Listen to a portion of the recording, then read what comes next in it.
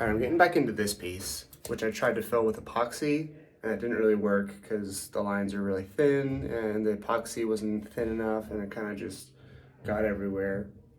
I don't really like the shape of this. It doesn't look very sophisticated. I'll make it smaller, thinner. I'm gonna get rid of this bump. I don't really like, I like simple vases, and the wood is pretty. I don't need shapes, you know? Let's give it a spin. Hey, dudes and dudettes. Luke from slightly ahead of that Luke's future, but in your past, Luke. So I lost a bunch of the videos that I took to make this YouTube video, and basically it's not going to be exactly chronological, okay? It's not going to have a strict narrative, so all the pieces may not fit together like a nice clean puzzle, but I really felt the need to put out a video, to vent probably, to my microphone. I don't know if this is a good idea.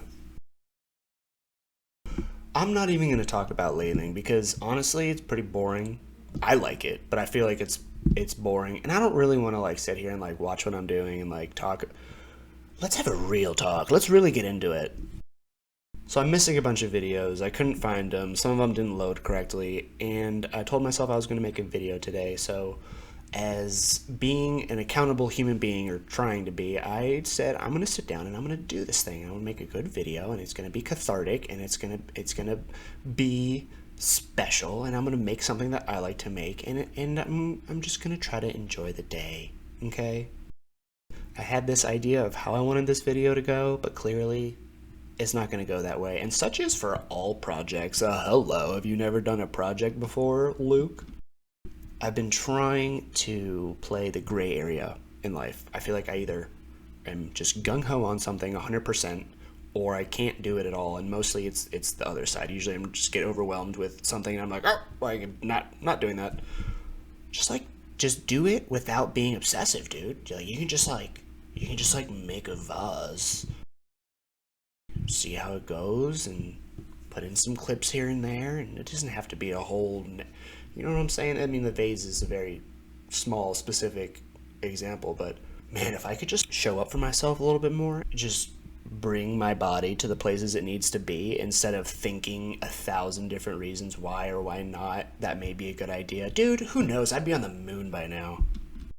Sometimes I feel like my huge expectation of myself is actually one of the biggest things holding me back from achieving any sort of potential I may or may not have. So I'm trying to reprogram my brain not to think that I'm some special whatever, but just to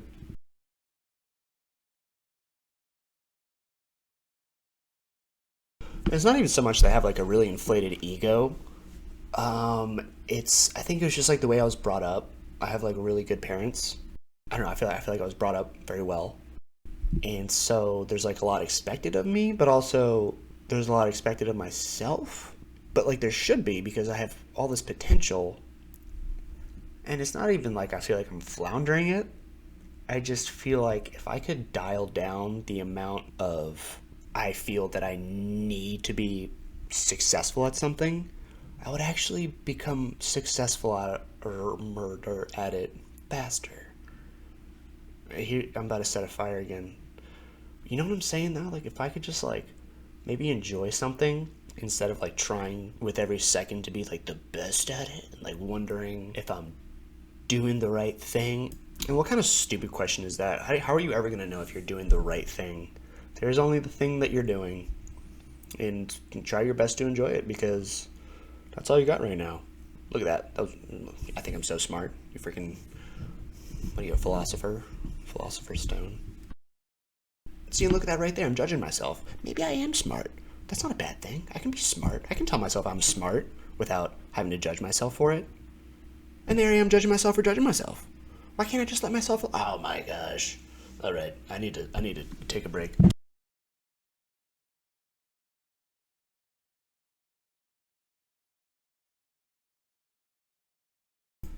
I'd say I'm on a spiritual journey. I think we all are, whether we admit it or not. Whether you're religious or atheist or, stupid. And I think that is like one of the biggest things I worry about is like, am I using all my skills or like the best of my skills in the right areas? Like, should I have played basketball? Should I have like stuck with that corporate job? And I think this is what I decided a couple of years ago. I can't remember exactly when, but instead of really seeking out opportunities, I really just like sat back and like chopped logs and stacked firewood type BS and waited, not waited, but sort of like planted some seeds here and there and waited for opportunities to pop up. And I feel like that's the move. It's very like Buddhist to sit back and watch and wait, and like where the universe or the world or God or just the chaos of events happening throws something your way. That's probably your best move, because that's the way that the river is flowing. So it's kind of a lazy cop out, but I feel like there's gotta be some sort of God. I don't know if it's not a dude in a beard judging me for, what I do at 3 a.m. in my bed, but the universe is very precise, and it's pretty unbelievable. And I feel like there's got to be someone out there throwing me bones every now and then, because it's crazy. If you look for them, you will find bones. I got dark. You know what I'm trying to say? So that's kind of how I got into lathing. I just had an opportunity. My sister was like, hey, can you make this thing? And I was like, yeah, that'd be really fun. I'd love to. I need to get a lathe. And it was like, oh, here's this opportunity. And I just followed it. And now it's like opening up into this whole other thing. And I think, basically, if I figured out anything in my 30 years of life, and this isn't even that revolutionary, but maybe just because the way I understand it now, to me, it's like a gray area of seeking and waiting, and like planting seeds, looking to tomorrow while also being right here. It's like the red car theory. If I told you how many red cars you'd see today, you'd be like, I don't know, I have no idea. But then if I ask you, count how many red cars you see today, you'll be looking for it, and you'll be like 10 or 11 or 12. And I love that analogy. It's just like, there's opportunities every time you walk outside your door. Are you looking at them? If we have our own path in mind, that could honestly divert us from what is maybe the universe throwing a path our way. And then there's like a whole, balance to obtain there with like, okay, well, do I just sit on my couch and like not do anything and just wait for the universe to throw me a bone? Like, no, there's some action that has to take place. But it's a combination of these things. I don't know. I think that's the farthest I've come to like figuring anything out. Do I sound like a lunatic? And I need to think less. If I can just, think a little bit. Hey, I should do this, and then just do it. Oh man, that'd be cool. But instead, I gotta be like, all right, I'm gonna do this. It's gonna be like this. This is how it's gonna turn out, and this is how I'm gonna feel after all this takes place. And then I come to a strange conclusion that it's not really all worth it. Like, you don't even have any data to make this assumption on. The first example of this is when I was young and I went to cello lessons. I would dread going to cello lessons all day, like all day. I'm sure you can relate. And then I would get there and like I'd be laughing and like not like loving it, but I would be like having a perfectly fine time. And it's like, what the heck was I stressing about? Why did I ruin this wonderful day of second grade stressing about how I don't want to do this thing later? And it actually turned out to be like a very positive experience. I probably left that place happier than I went in. So like, we have no idea what things are going to be like or make us feel like. If I can just rewrite my brain to not try to predict how the future is going to make me feel, I'd probably do a lot more stuff. You know what else has been really helpful? I sort of developed this mantra over years of failure, and it goes like this: I can't change any plans about the day before 11 o'clock or like 12 o'clock. For some reason, I'll start the day with just like an overwhelming sense of like starting over, and like I have to obtain success for that like individual day, which is true, but it's just a very negative mindset, which leads to me not doing anything. And basically, I'll change my plans. Like I'll have plans of doing this, and that, and then I'll wake up and be like, nah, I'm gonna stay in bed or do X, Y, and Z, and maybe we'll figure out what we're gonna do later. Because I'm technically unemployed or self-employed, so I can do whatever I want, which is a blessing and a curse, obviously. So waking up, and no matter how I feel, sticking with the plans I had last night for today until 11 o'clock, something happens where my brain actually turns on, and I don't know if the dopamine is lacking until 12 o'clock, but then it's like, all right, go time. If I can just make it to like 11 or noon, then it's like, oh yeah, no, this is exactly what I want to be doing. I actually wouldn't want to be doing anything else.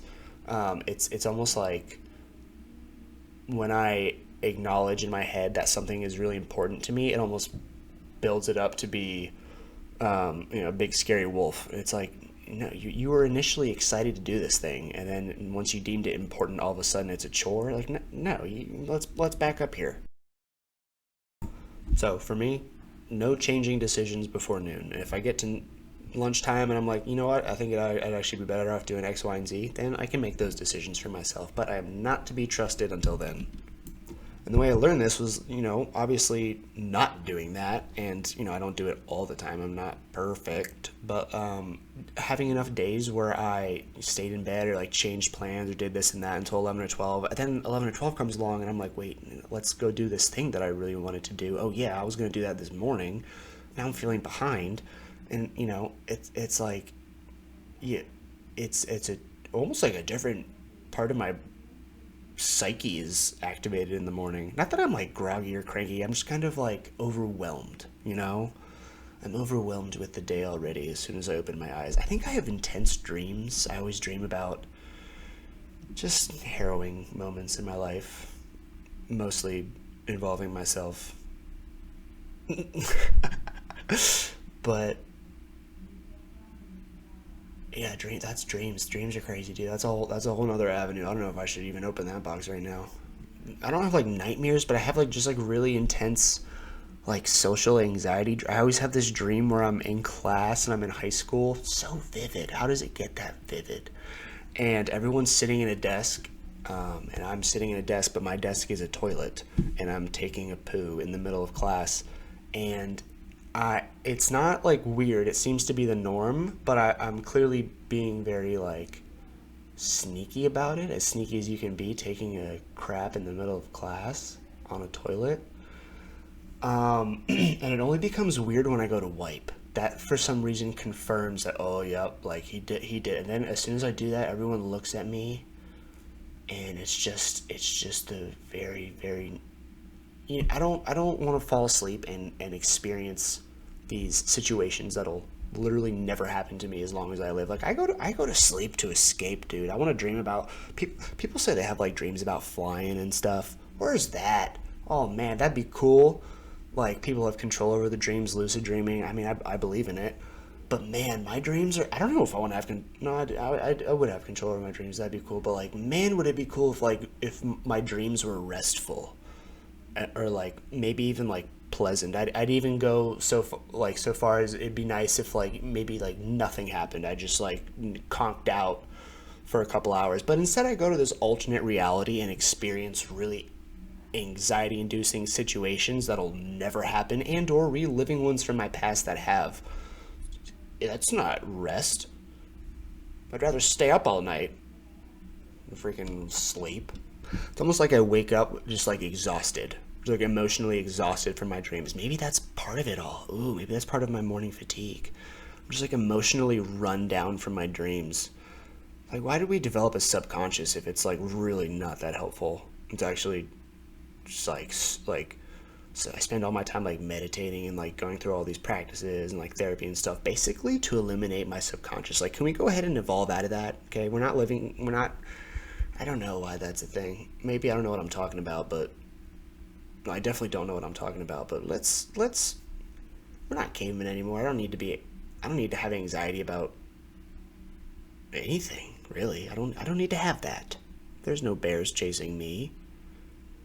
I had a bunch of anxiety today about what I was going to say in the video or what the content was going to be, and it's like, that's a privilege.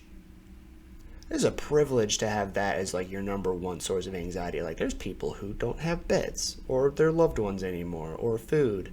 That's bad. Like, I'm worried about what kind of vase I'm gonna make today. That's a privilege. I'm privileged.